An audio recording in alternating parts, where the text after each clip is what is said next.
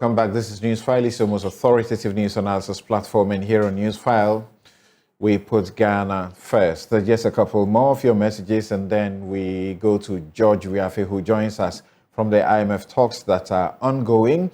And then also, we have a professional help us with some analysis of the issues. Of course, Kofi Bento has also been watching what is going on there and joins us, stays with us. Mo BD, he says the irresponsibility and hypocrisy of our politicians will be our doom.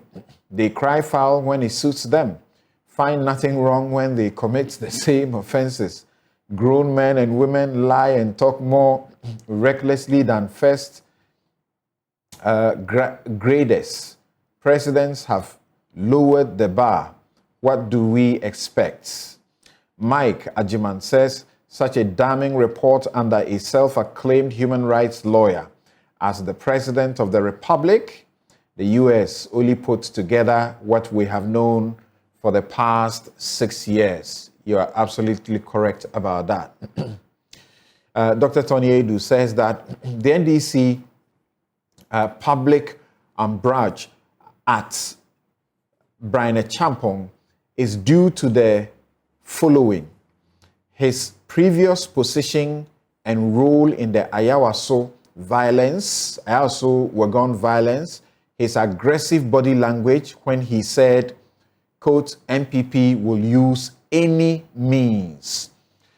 Then PK in Elembele says, after getting the nod from Parliament to be Agric Minister in Ghana, we all expected Brian Champong to make a good statement to assure Ghanaians on how he will increase our food basket, but rather he used the immediate platform he had to preach how MPP will not hand over power to NDC.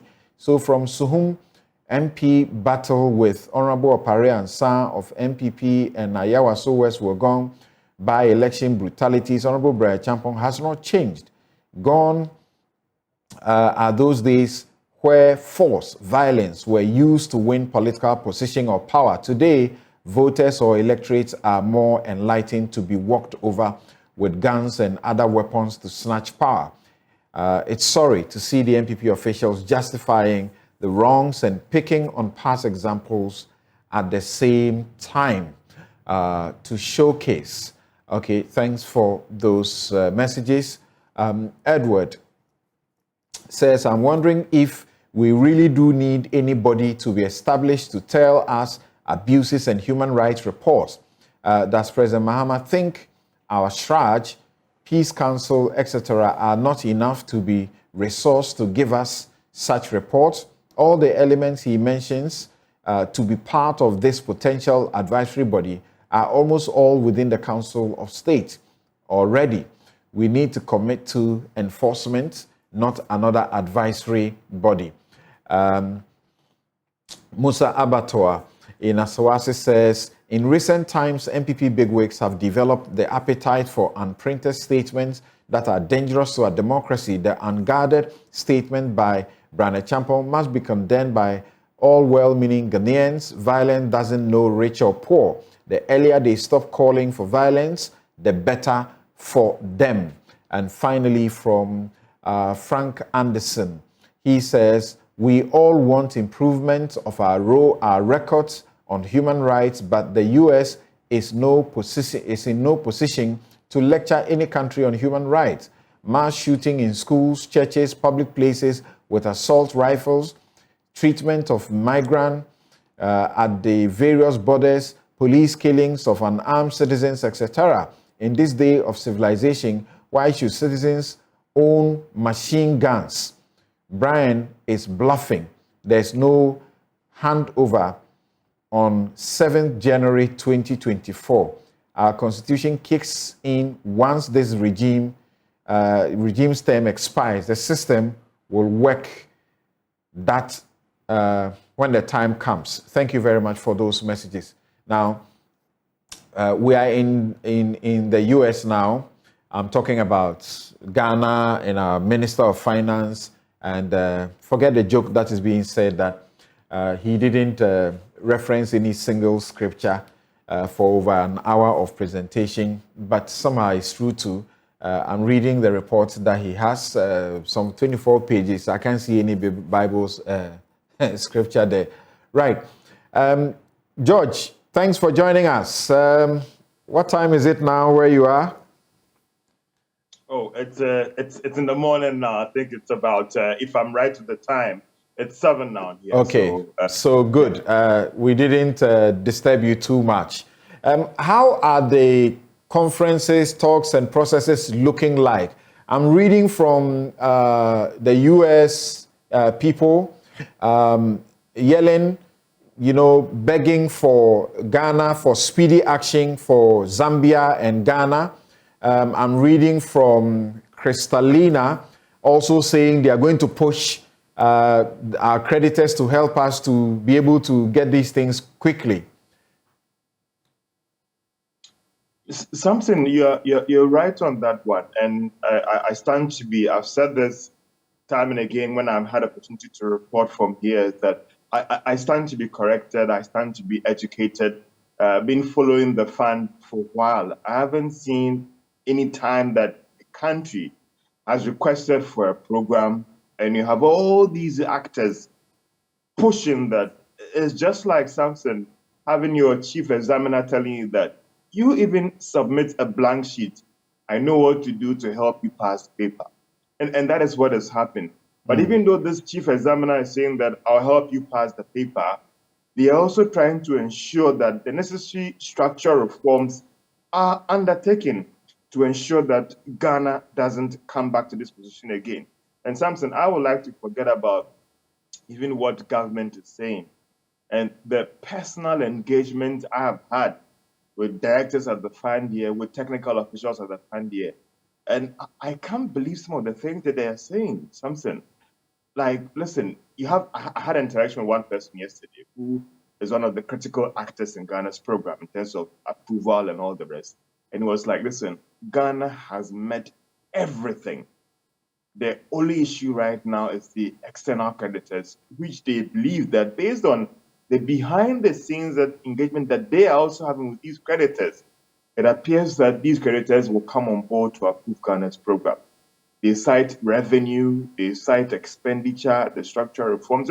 And what Samson, I will tell you that the fund is not only sitting down waiting for Ghana to bring it, the letters, the reports. They are also behind the scenes, engaging all these creditors, engaging some institutions that even matter in Ghana to try and take the bust. And everything that I ask these persons about how we are moving, whether we are there, whether they are just not pushing things so fast, even though they admit that things are being pushed fast, Samson, they, at every stage, Samson, they will tell you that Ghana has made quite significant process that they themselves are. George, we may be ticking the boxes, but as we knew, our debt holders traded 6.8 billion in the first part of the swap that we had to do. We were hoping that pension funds will increase the amount of debt, the debt swap. We know that Ghana needs to restructure, is it 47 billion US dollars of the debt for the IMF bailout.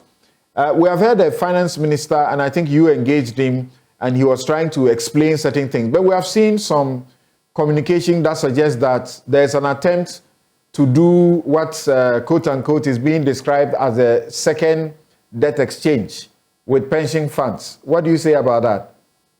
Yeah, something these are picking on the preconditions, and I remember engaging one Kwekukwating here, and his argument was that if these cuts don't happen or revenue doesn't improve, the other things that should give in, it might have to be expenditure as well. So the IMF itself, and when I put these issues to them, understand that some of these conditions are quite steep and sharp. And so if government is not able to make any significant progress in those areas, other areas might give in trying to ensure that our debt situation is brought under control, because these are savings that the government is expected to make to balance the situation.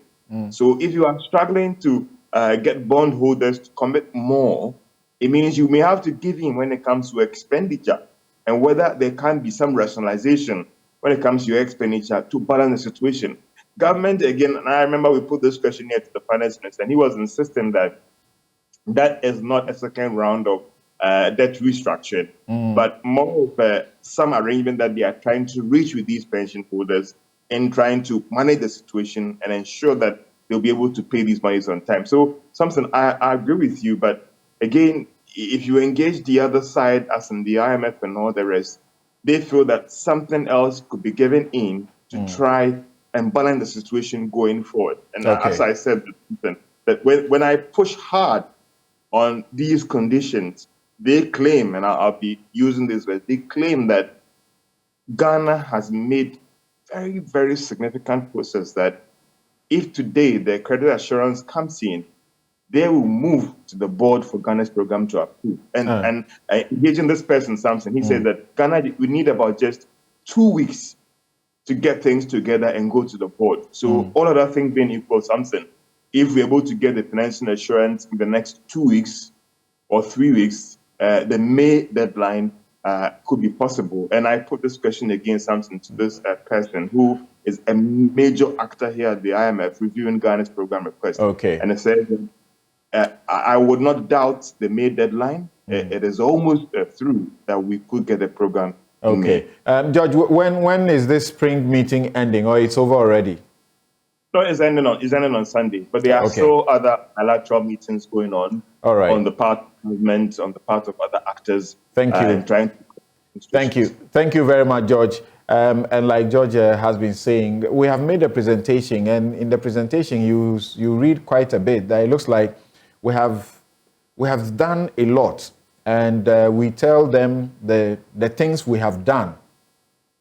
The document speaks about how Ghana has suffered from a deteriorated global macroeconomic environment, and how it has made significant progress in restoring economic and financial stability, how it is restructuring the external debt that is necessary to restore debt sustainability and ensure full financing of its program, and how the authorities expect to accelerate their management engagement with their external creditors. The laws that have been passed to, get more taxes, among other things, we have referred to all of them to assure our people, that those who we need to assure that we are doing the right things, and we should be giving this 3 billion. Let me begin with Harry Yamson. First of all, the question is being asked that it doesn't look like we are going to be successful unless we do some more of the restructuring. That is why we have seen this communication that is seeking to re-engage, some bondholders, including pension funds.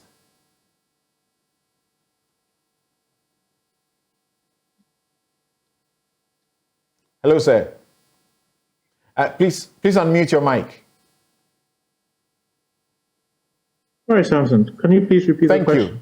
Yeah, so does it look, likely that the country may have to do some more internal restructuring, and that's why we're seeing the attempt to a second attempt, to get some pension funds to help the situation before we can get the bailout? Well, we've seen communication, I think yesterday and I think the day before, suggesting that that is not the intention of government. And I think even the suggestion that another round of negotiations with pensioners is being contemplated has caused a lot of anguish. For me, all I'll say is that, it goes back to credibility. I don't think government didn't seem to leave here with a game plan. And government has not been consistent in communicating its own game plan with Ghana.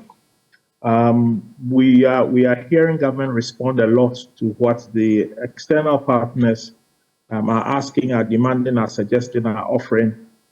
Ghana itself does not have a game plan.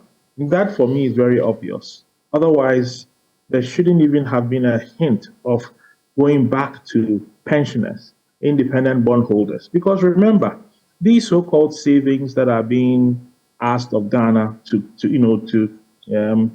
demand from domestic bondholders, they are actually household incomes. So if Washington and the externals care so much about Ghanaian citizens and Ghanaian households and living standards, then the question becomes, how do you ask the government to come back and destroy household incomes in the name of debt restructuring? I think that there is a lack of understanding about what all this means for the average person on the street. We have left and gone to Washington without any political consensus about what it is that we are going to do about the fact that this government is unable to generate enough tax revenue. Ghana has a an informal sector that's about twice as large as the formal sector. We are deepening the tax burden on the formal sector. The informal sector doesn't shoulder its fair share. And there's no political consensus to make sure that that is going to happen. Yet we are in Washington discussing. The economy is skewed. We are hopelessly tied into trade that we cannot finance. We haven't had a consensus on that. Yet we are in Washington speaking. People are beginning to starve in this country. One of your previous speakers talked about 65% of people in Ghana not being able to have adequate access to food security. And then we are in Washington talking about savings as if it's some technical thing. It's a very real thing. It's about people's incomes. And I think government should not be raising issues about restructuring, another round of domestic debt conversations. Look, there were parties in the first round that were completely not spoken of. Cocoa bonds, the IPPs, and the rest of it. These are all entities that ought to be brought to the table, because if the individuals and the pensioners have taken the time to sit with government, and they have been offered the opportunity to discount bonds, and bonds have been discounted for government to hit the 89%, was it the 80 or 80% participation? And everybody else also needs to be brought to the table. But you cannot now come back and say that another round of cuts for pensioners, another round of cuts, no way. I don't think that is the route forward. Well, look, let's also as you admit, things are really, really hard, very difficult for people. And this is the situation we are in. We need some salvation. We need to salvage the situation. And so there must be some further tightening, shouldn't there? The ministry has not been able to honor, the bonds that is supposed to. And so we are just being told about a statement that the ministry was forced to issue, and he's saying he's hoping that by the 18th of, there's a certain date it is giving so that it will be able to honor it. 28th of April. 28th of April, to the bondholders. We are reading communication or circulars that suggests that, for example, the Ministry of Health particularly, is now asking to cut the times when the usage of its elevator will be, and then there should be some days where the lift will not even be used. There's a statement. It will always go to the fourth floor of the minister. Yes, it says that there should be no use. Is that not ridiculous? There should be no use of the elevator from the first to the third floor, and no lift days for Tuesdays and Thursdays. And what is the reason? The reason is that the current economic situation is impacting negatively on the finances of the ministry, and it has therefore become necessary to take some of these measures. So a lot has to be done, and a lot must be sacrificed. Don't worry, but you know, to get into the minutiae, that lift will always go to the minister's floor. You see, Samson, we are being, quite honestly for me, ridiculous in all of this process. Look, it's good that we are doing something about taxation. Certain revenue bills have been proposed. But in the grand scheme of things, the way they have been brought up, the way they are going to be implemented, I tell you, the only effect that is going to have is a chilling effect on the economy. It's not going to help us at the end of the day. Certainly not in the up to the medium term, because businesses are just struggling. Businesses are just losing money. Banks see too much risk. They see too much reason why they shouldn't get involved in any attempt by private people to borrow to invest in their businesses. So, yeah, you slap more taxes on the economy, but all that it does is that it sucks the life out of the economy. We are sitting in a situation where government knows from even the negotiations during the domestic debt exchange that it has 83.5 billion of waste, of known corruption, of leakages, of loopholes to tackle. Nothing has been done. We are sitting in Washington chasing 30 billion. You ask, what is wrong with us? 3 billion, not 30 billion. No, 30, well, use the exchange rate. It comes to about 30-something billion cedis. Okay. So you are chasing 30 billion cedis. You have access to save 83.5 billion. You ask, what's wrong? When you refer to 83.5 billion, you are referring to the some 20 proposals that the bondholders made, which they say will lead to that savings.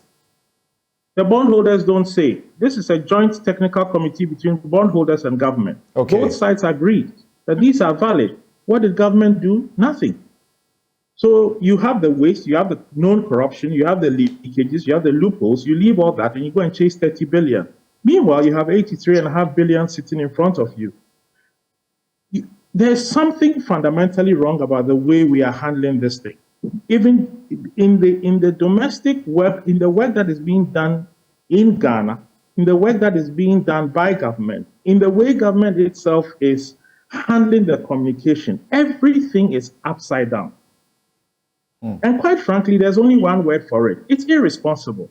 Look, I listened to a leading member of the finance committee say that, oh, the days of government bringing bills to parliament and then they pass it without scrutiny are over. I asked myself, so where was this logic 6 months ago? How did we pass that 2022 budget? And why are we here? And then these tax bills that came, did anyone analyze the chilling effect on the economy? Or we just pass it because so let us pass it? In other places around this time, they are also talking about how to stimulate, bring back growth. We are having a zero discussion about bringing back growth. I thought rather that if you see the document that the presentation to the investors, I think on page 12, the authorities, that is Ghana, the authorities have already taken decisive steps to restore macroeconomic stability and kickstart growth. And they mention the things that they are doing.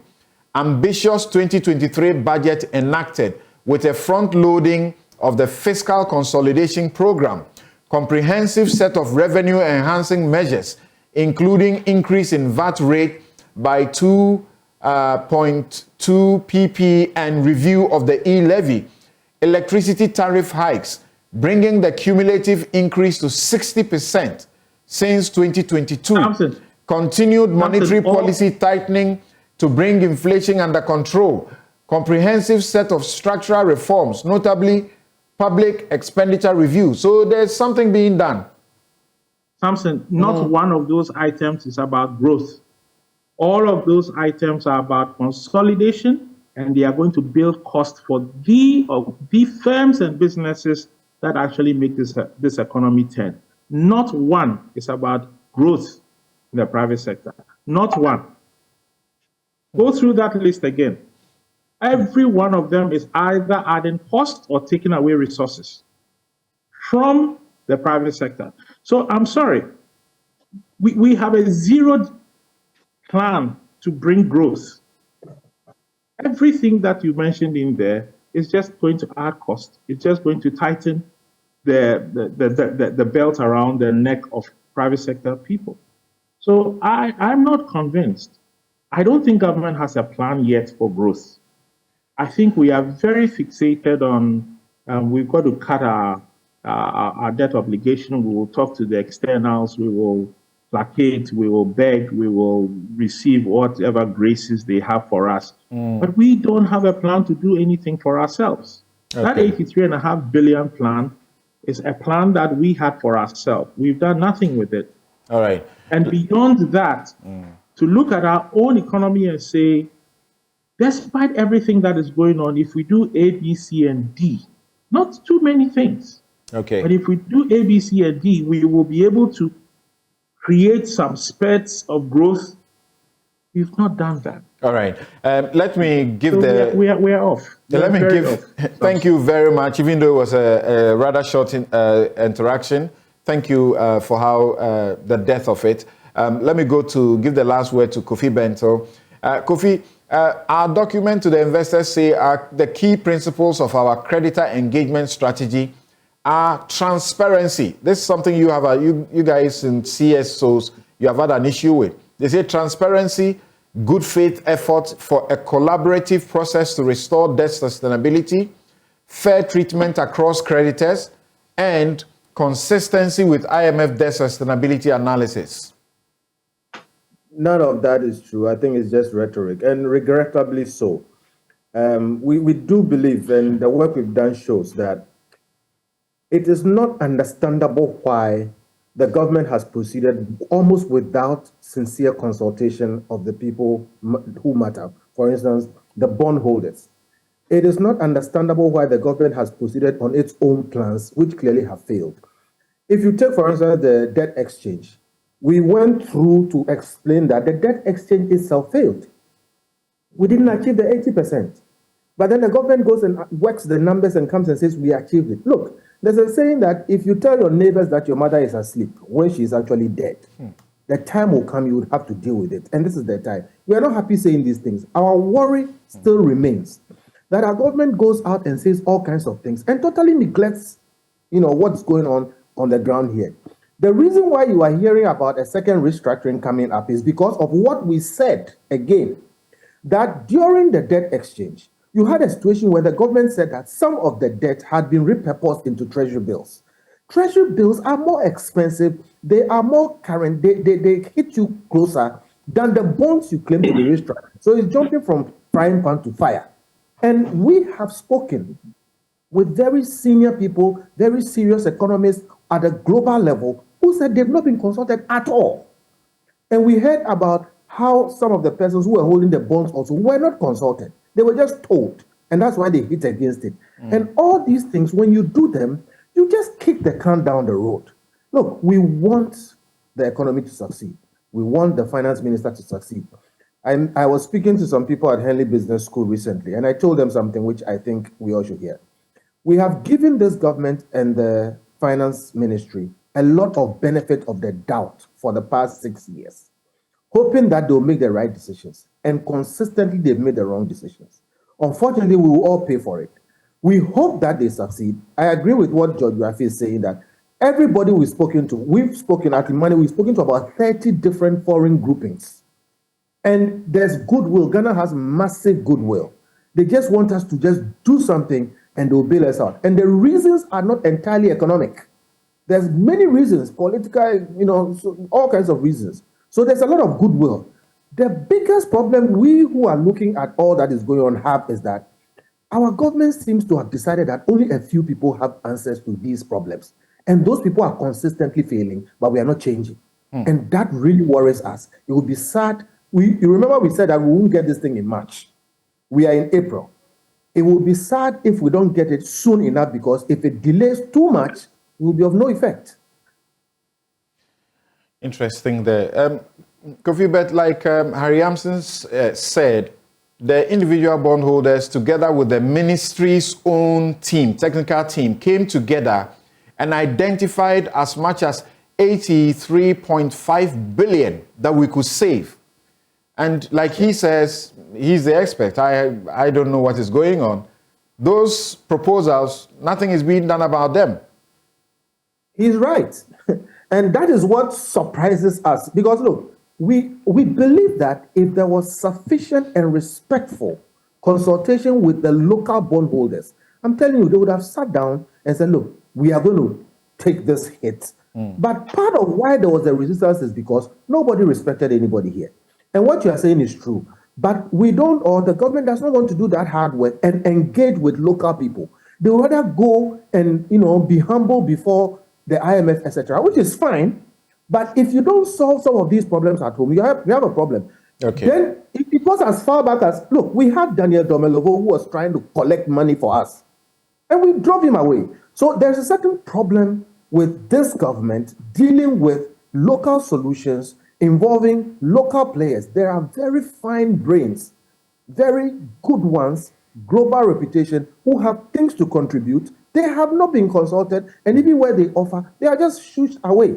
And somehow, like I said, we give them the benefit of the doubt. They consistently make mistakes, and it seems to be continuing. That is what is worrying us. The solutions are here.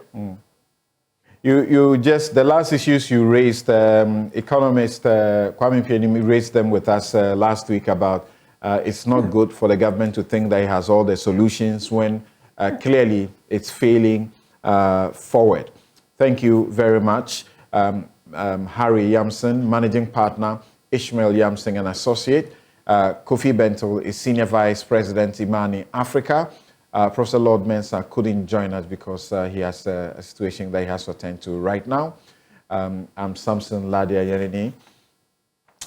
Thanks to my production team, and thank you all for joining us. This show is brought to you by Bank of Africa, strong as a group and close as a partner. MTN everywhere you go. Ashasi University, educating ethical and entrepreneurial leaders for Africa. Robert and Sons Upscale Services, your comprehensive eye care service provider for 31 years. My Way Insurance. Dial *165# on the MTN to join. Duraplus, where water goes, Duraplus goes, water flows. DBS Industries, roofing, Papapa, Fie, and Rehoboth Social Housing. Your housing dreams become reality. And my outfit, as always, is by Habil's Couture. You can find Habil's Couture at Jiringano Gate, East Legon. You can call them 0200 84 1988. And as always, tomorrow, God willing, 2 p.m., join me on the show I love best, The Law. It's our weekly legal clinic where we try to empower you with legal education. We are checking law, facts, truth. What is it that decides your case when you go to court? And I'm happy senior lawyer Musa Ahmed, who is head of Ahmed Legal Consult, and Daniel Korang, who is a lawyer and author with Adom Legal Consult, will join me and will help you also understand, if you don't have a lawyer, what can you do if you need to go to court? Did you know that you can actually go to court and prosecute your case by yourself? How do you do all of those things? How do the courts examine your evidence? Do they determine truth? You will get to know whether the courts determine truth or they don't. Thank you. Have a good afternoon. I'm Samson Ladia Yanini.